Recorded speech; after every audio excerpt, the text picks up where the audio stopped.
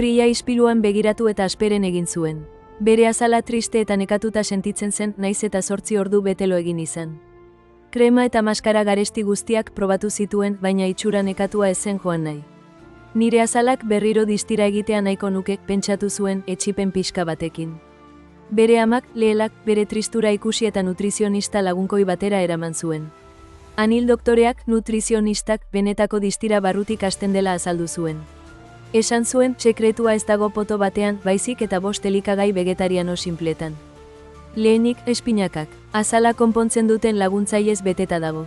Bigarrenik, aguakateak, azala leun mantentzeko gantzonak dituztenak. Hirugarrenik, intxaurrak, gorritasunaren aurka borrokatzen duten potentzia etxe txikiak. Laugarrenik, patata goksoak, batatak, azala eguzkitik babesten dutenak. Azkenik, baiak, marrubiak eta abiak bezalakoak, antioxidatzailez, beteta, zure gorputzeko zelulak kalteetatik babesten dituzten laguntzaile bereziak.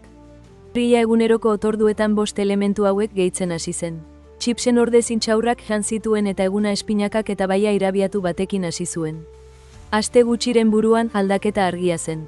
Bere azala leunagoa, distiratsuagoa eta benetan argitsua zen. Nire barruan argi natural bat aurkitu dudala dirudi, esan zion pozik bere amari. Krema garestiak ahaztu egin ziren.